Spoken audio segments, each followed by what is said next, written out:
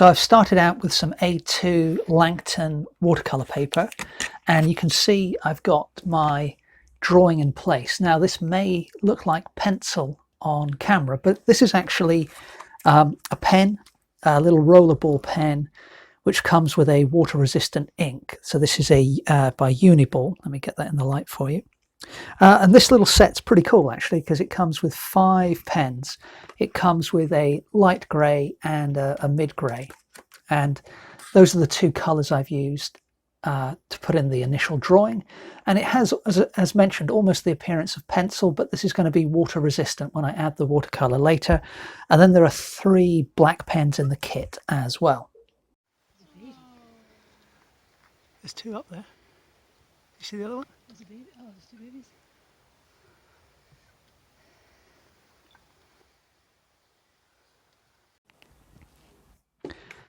So my plan with this painting is to create a very loose and hopefully fairly atmospheric background, and then I'll be a little more controlled, but hopefully still fairly free and expressive when we come to painting the animal. Now we've got this cliff face in the background, so, and you know, I'm actually going to start with a little bit of cerulean blue. So big round mop brush, and just need to get a bit more water on the brush there to get the paint flowing.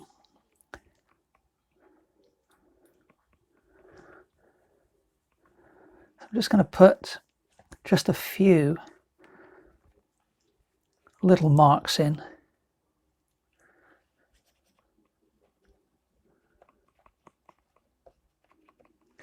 Let that paint do its own thing, and then there's a slight hint of almost a purple in the rocks. So I'm picking up some cobalt blue, mixing that in with the cerulean, and I'm going to add to that a little bit of this cad red. Let's get a bit more of the blue, a little more of the cad red. Oh, that was a bit too much red. Some more of the blue. There we go. And then, you know, you saw that I sprayed the surface of the painting with water, so I'm just going to kind of pick out some of the general big shapes, general contours, without worrying too much about trying to depict these rocks in detail. Certainly not at this stage. And then while that's doing its own thing, I'm just going to grab the paper towel and mop up some of these runs where it's gone over the animal. Now, this particular painting was inspired by an animal hiding up in the cliffs at the Valley of the Rocks, which is up in North Devon. And if you've been watching the channel for a while, you may remember that we went to the Valley of the Rocks on the channel for a watercolour painting of a beach about a year ago. And so the reference is from that same trip. And I'd been meaning to come back and paint this goat, or one of the goats there, for some time, but had more or less forgotten about it. But then the other day, I sold, purely by chance, through my website, I sold quite a large framed print of a white goat that I painted maybe 12 years ago or something, maybe 11 years ago. And that reminded me, that was to somebody in Florida. So if you happen to be watching, whoever it was, thank you very much for buying that print. But that reminded me, oh yeah, I've got this other goat I want to paint. So here's some raw umber coming into the mixture here. So I'm just going to put a few little flicks of that in. And let's go a little darker. Let's get some of the burnt umber in there. And we'll put a little bit of that there. And then I'm coming in with some of the Payne's grey and mixing that in to that same patch of colour.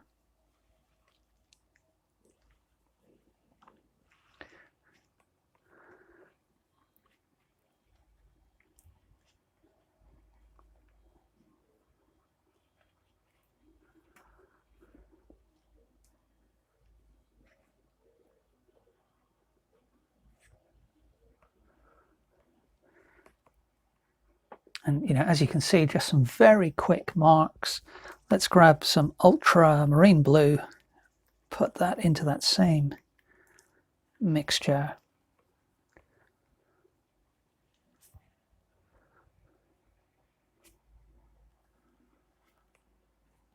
And I'm actually going to lift off a little bit of what I just put down there, just so that I get a different effect to what I've been doing elsewhere. And I quite like the texture that that's creating, so we'll do that in a couple of other places.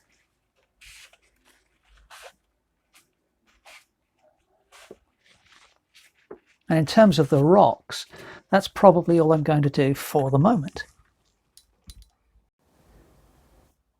So I flipped the painting upside down, and I'm just going to wet what is now the top edge of the painting, but obviously it's going to be the bottom of our composition. Coming back in with the same brush, which I haven't really cleaned out too thoroughly, and I'm just picking up some lemon yellow, which, mixing in with the colour I used before, is turning it greenish. And we'll begin by putting in a little blast of that across the top. And then I'm going to grab some of this mid-green that I've got here, or light pale green really.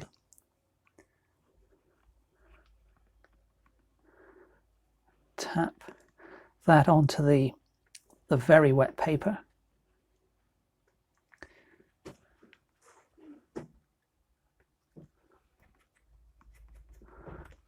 Going to pick up some yellow ochre now and do something similar.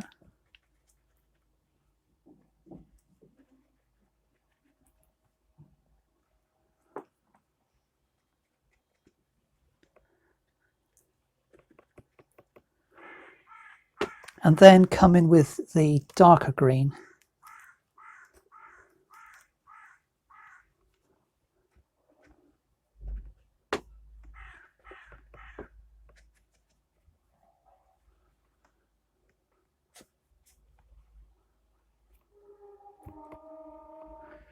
And again, that's probably enough for the moment. So let me just grab my paper towel again, and we'll lift off some of these runs that have gone just a little too wild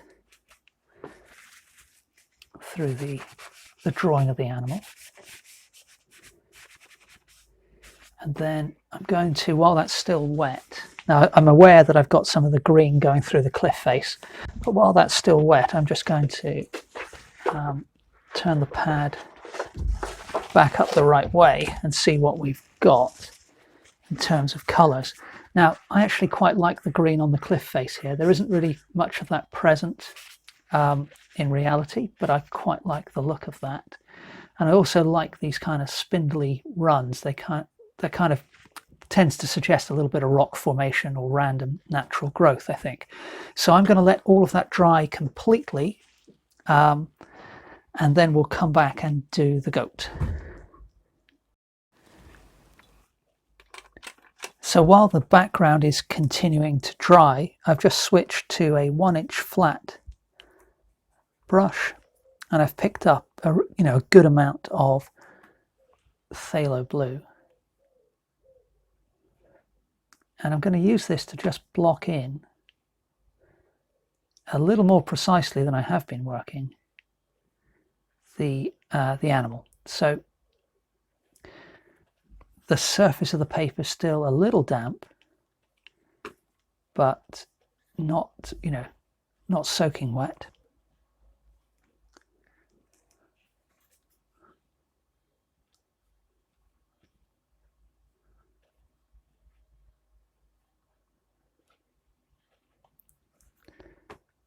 And in areas where the coat of the animal is pale or white, I'm just leaving those blank for the moment. So my plan is to block in with this colour, And then, I still want there to be a little bit of freedom going on. I don't want to be too precise about it. Otherwise, why, one could ask, why use watercolor? Why not use acrylic or oil? Or so, for example, that bloom I'm getting there going into the background, I'm very happy with that because that's almost suggesting hair or, some frayed fur. So let's get this in fairly quick.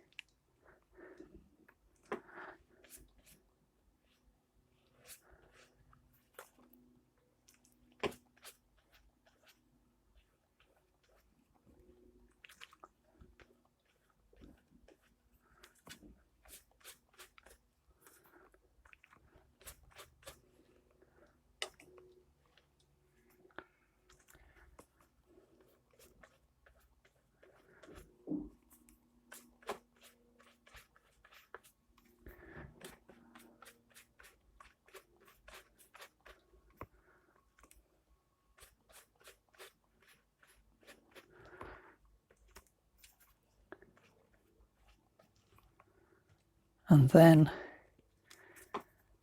once that's done, I'm going to grab some violet from a tube of watercolor that I've hopefully got nearby. So there's the little bit of violet that I mentioned. Let's get some more of the phthalo and mix in some of that violet. And I'm just going to ever so lightly mist the work that I've done so far on the goat. And then, while that's still damp, hopefully what I can do is add some shadows, or begin to add some shadows, create a sense of 3 dimensions. And then hopefully the watercolor will work its magic and create some interesting effects as well as I work wet in wet here.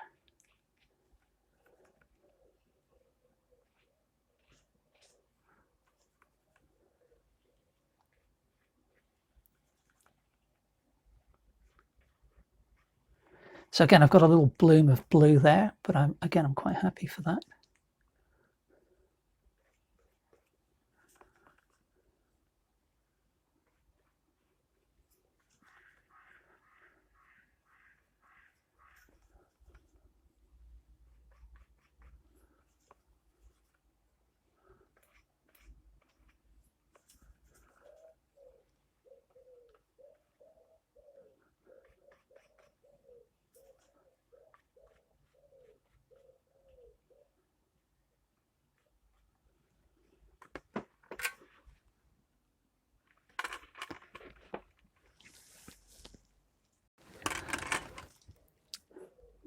So I just grabbed some neutral tint, also tube watercolor, and I'm going to mix that in with the violet and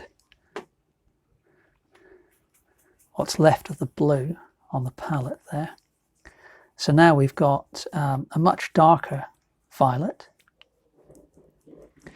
And again, I'm just going to mist very lightly the painting so that it doesn't dry out completely. Oh, that was a bit of a heavier mist than I intended, but I think it should be okay. We should be able to make this work. And just going to bring my reference a little bit closer. And then once again, keeping, fairly loose, just looking at the big shapes, add in some darker shadows.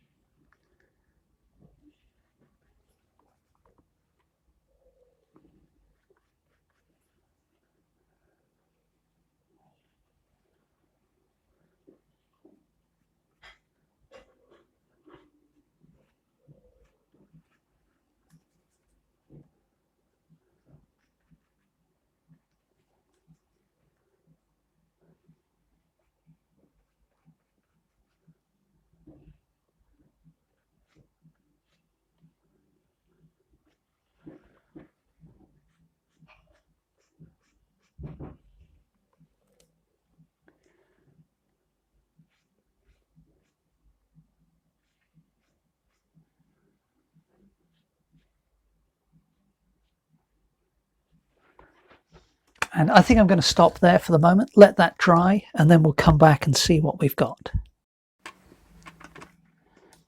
Now for the horns of the goat, I'm just coming in with that same violet colour, small round brush this time though. And I'm just taking a slightly different approach to the application of colour in that I'm really just filling this in more of a line and wash style. So more or less just colouring in, I would say, at this stage. And what I'll do in just a moment is I'm going to come in with a clean wet brush and just lift off some of what I'm putting down, just to help create a little bit of a graded highlight. So let's rinse the brush out, and then we'll just lift that off. And I'm cleaning the brush or wiping the brush on a paper towel off camera, and coming back in.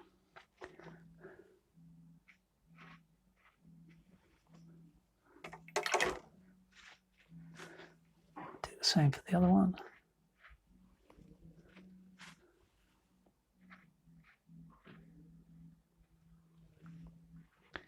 And again, that's probably enough for the moment. Oh, I've just realised. Have you spotted the mistake? I didn't colour in the other ear, so I'm coming back in with pure phthalo blue. Let's get that moving a bit. So.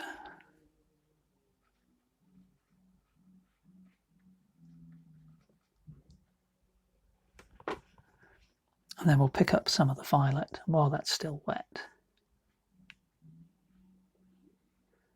Just add in a touch of that. Okay, so now I think I can let things completely dry. In general, I'm pretty happy with the way things are doing their own thing, but this bit here at the end of the nose I am less happy with. So just coming in with a flat brush while things are still drying, and just lifting off some of that with some clean water. But we'll address that in full later.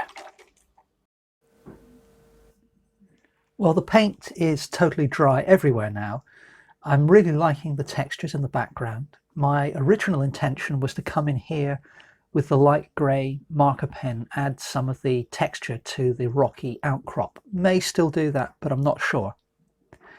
The way the foliage is kind of blending into the bottom edge of the goat, I'm really liking as well. So at the moment, I think I'm going to leave that as it is.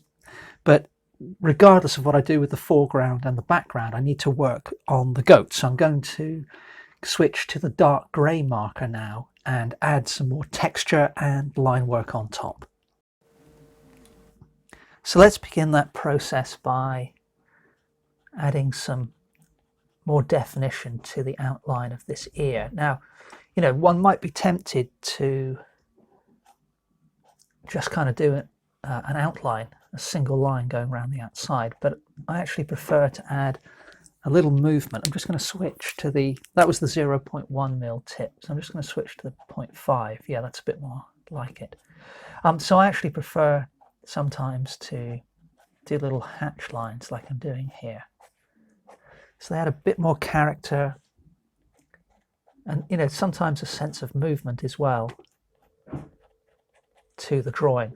Then I'm also adding those to the boundary between the lighter edge of the ear and the darker inner part of the ear, as you can see. We'll do some more of that down here on the lower edge, and I can change the angle of those as well. So the lines don't need to all come out in a radial direction. We can vary that. We can curve them a little bit too. And then, you know, I could perhaps even put some larger hatch marks in amongst the dark shadow of the ear.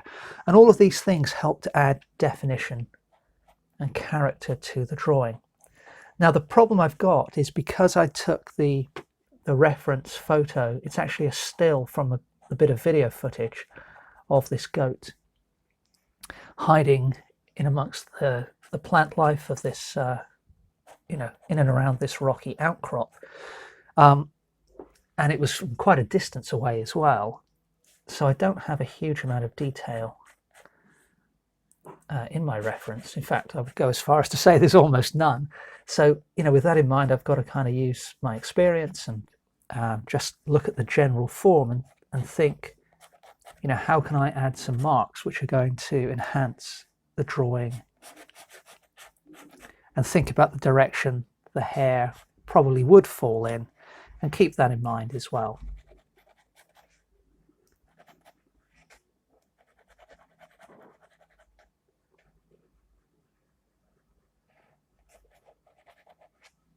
So I'm being quite careful to vary the types of marks I'm putting down. So let me give you a close-up of what I've done. So you can see here,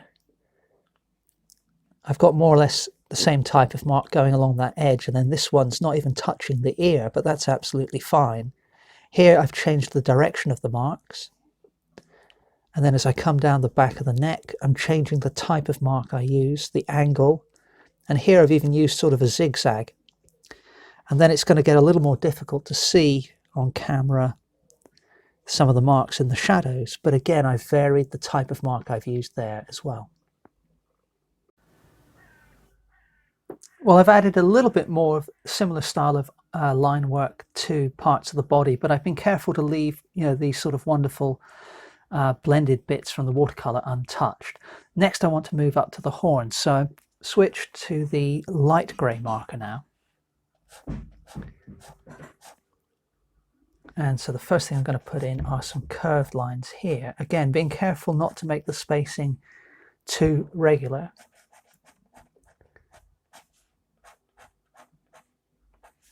And have the length of the lines be varied as well.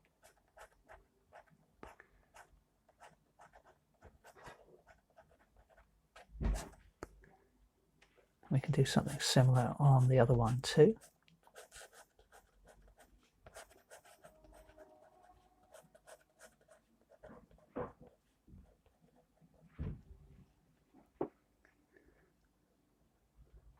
And then, in addition to that, I'm going to shade, going in the other direction, some of the gaps in between the lines.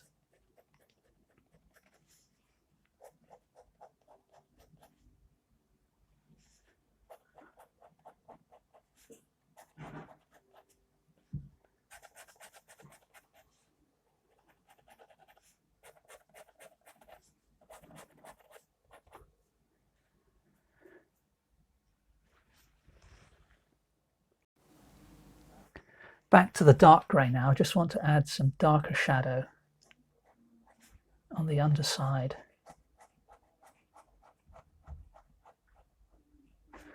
of the top of this horn. And we can do something similar on the other one too, but perhaps not quite so dark. Just to kind of pick out the line of those horns a little better against the background.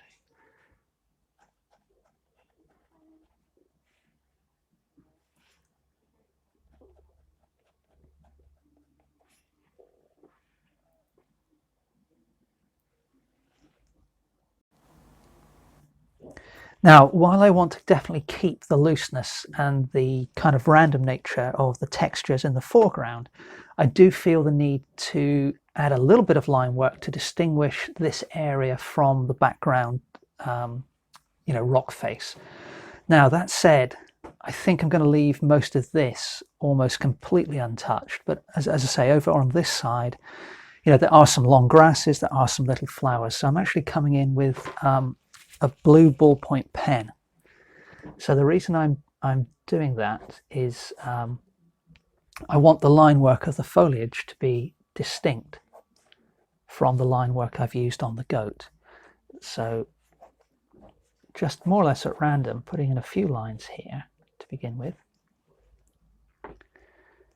And then I can make use of the shape of the edge of the wash, which has happened naturally, to create a little blade of grass or something going across that way, sort of be inspired by the shapes that have already been created.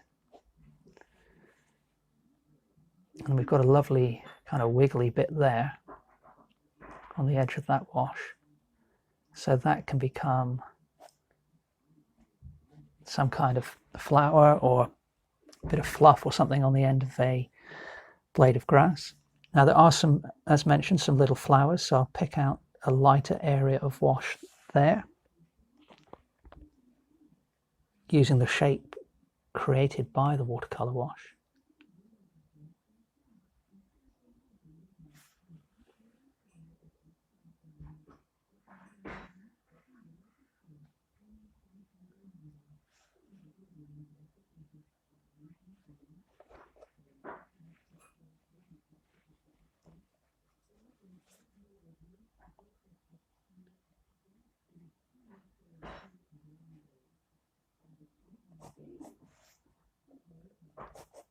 And then in other places, having used that sort of edge technique, here and there, I can then just, deviate from that. So it's sort of a combination of making use of what's happened as the wash dried with my own, more deliberate marks, which deliberately cross boundaries and edges between different patches of tone and colour.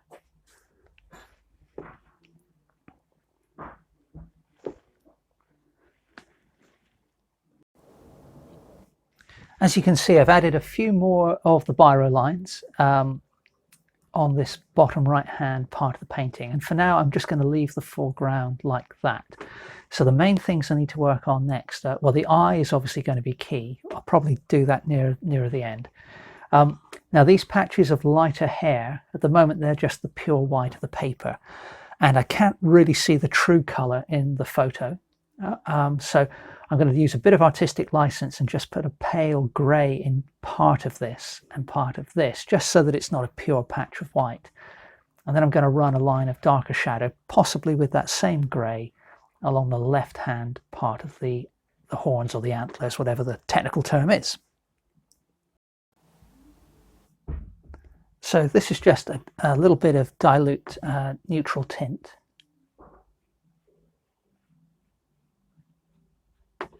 And that's perhaps a little bit, I don't know if it's too dark, but it's certainly not moving around in the way I want.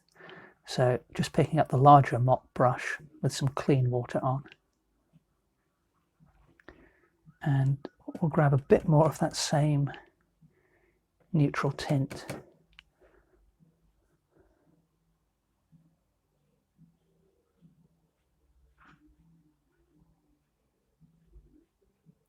Just to slightly darken that area.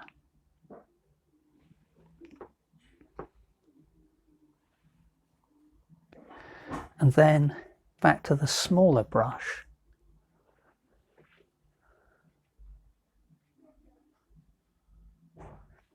Now, for the patch on the forehead, much like I did here, I left this little corner pure white, but I want to just leave some more random patches of white hair on top of the forehead there. That's working reasonably well. And then just a slightly stronger mix of that in with a little bit of the violet that I used before.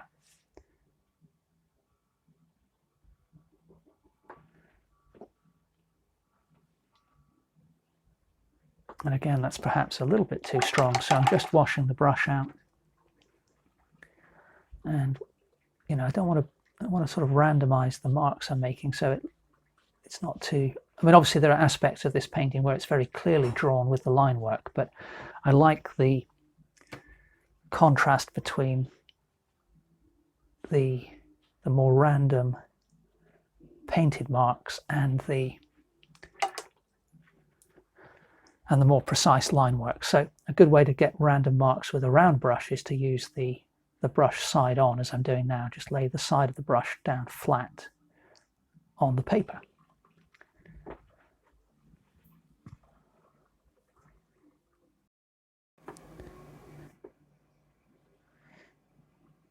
Now for the eye, I'm just going to begin by wetting this little patch of white paper that we've got still showing. And then I'm going to pick up some of this lemon yellow I've got here. And we'll begin by just putting a little patch of that on. There. Now, if I end up putting the light colours down in rather too large an area, then that shouldn't be too big a problem, because obviously I can cover that with darker shadow around the eye in just a moment. So I'm picking up some cad yellow now and a little bit of cad red.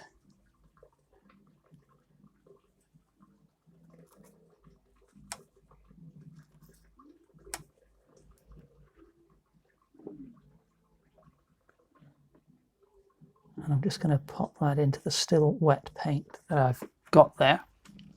And while that's still damp, if I can, I'm going to just lift out a little bit of what I just put down to try and preserve a little highlight in the eye.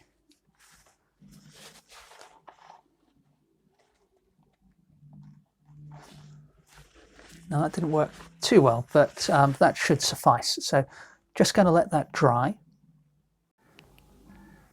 And while that is drying, I'm just going to come back to this little patch on the forehead, which has dried. And I'm going to make use of a similar technique to the one I used on the foliage down here. Oh, that's off camera, but if you remember the biro lines I did bottom right. Just going to pick out some of the edges that have formed between the shadow and the light areas. But then in addition to that, I'm going to deliberately just put a few little squiggly lines here and there, crossing those light and dark boundaries, just to add a little bit of texture to the forehead there. So back in with the round brush, neutral tint, and a little bit of the violet.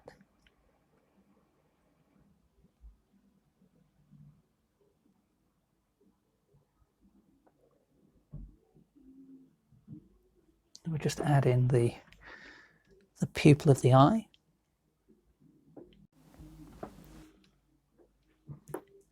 Then I'm coming in with some burnt umber now to just define the shape of the outer edge of the eye.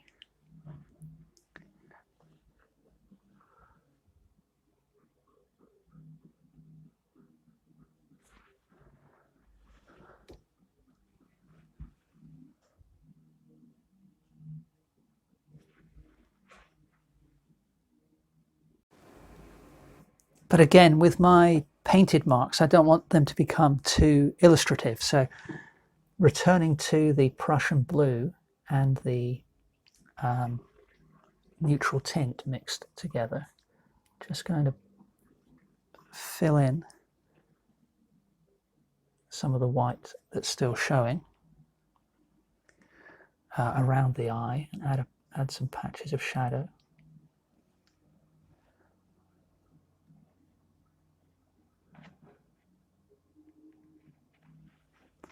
And then that same colour, but diluted down rather more. Again, I'm just going to drag the edge, the side of the brush side on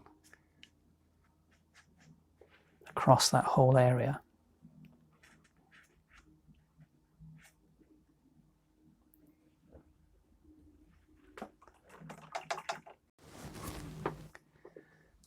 Little touch of yellow ochre in the corner of the eye there. Now the eye as a whole is rather too bright at the moment, but I'm going to wait for that to dry completely before I put a wash over the top to just darken things in general.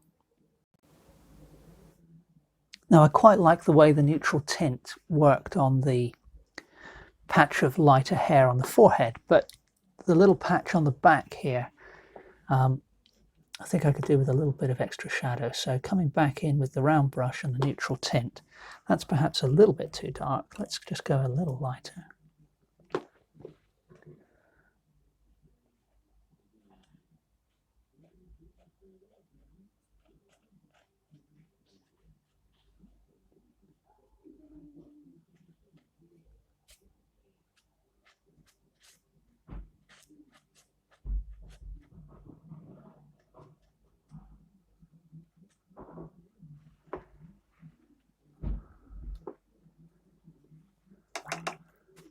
And again, I'm going to drag the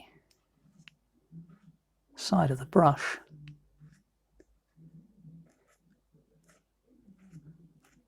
across much of that patch of white. So there are just a few little speckles of white there. That's the idea. Now I've just noticed I've got this run, which I think must have come fairly recently when I added the neutral tint the first time. So I'm just coming in with a clean flat brush and rather unsuccessfully trying to lift that off. Oh, it's not. Well, it is working a bit. Let me just get a stiffer brush. So I picked up a decorator's brush to try and scrub out that area. Now, obviously, as I'm doing that, I'm lifting off some of the green, but that's okay. I think I'm happier with a general lighter patch there than I would be with that run of grey.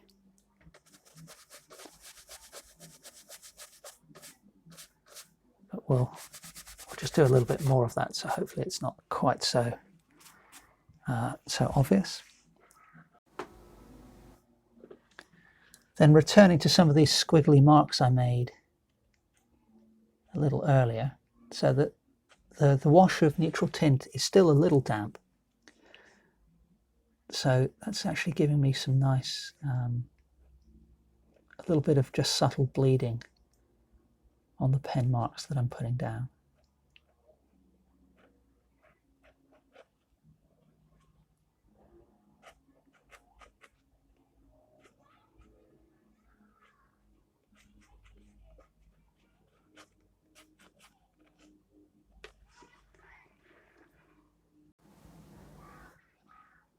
So I'm still waiting for the pupil of the eye to dry here, but I just want to build up this area of dark at the base of the horn. So I've gone back to my flat brush, Prussian blue, a little bit of neutral tint, and a little bit of the violet.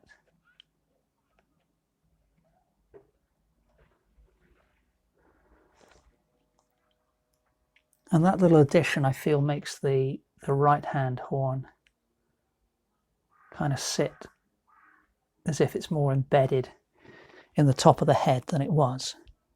And then while I've got this colour on the brush, I think I'm just going to use the end of the brush to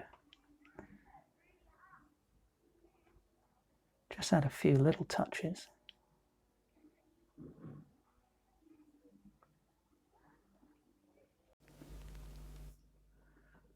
So there are some bits of this painting that I really love. I like the way I've treated the grass.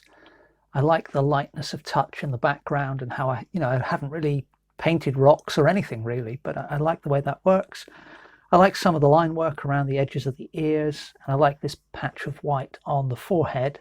And as mentioned before, I like the fact that the watercolor has kind of bloomed and spread into the background. I'm less happy with this patch of, well, in the reference, it's white hair on the goat's sort of flank. I may add a few licks of white acrylic or something. I can't make up my mind what to do there just yet. So I'm going to leave that one there for now. But despite this, this is certainly one of the weirdest goat paintings I've done. So enjoyed creating it for that reason alone. Hope you enjoyed watching this come to life. If you'd like to see more of my paintings, then if you head to my website, which is mikejewelry.co.uk, then there are several other images there that you can check out, lots of different subjects and styles. Thanks very much for watching. Hope you enjoyed the video, and I hope to see you next Sunday.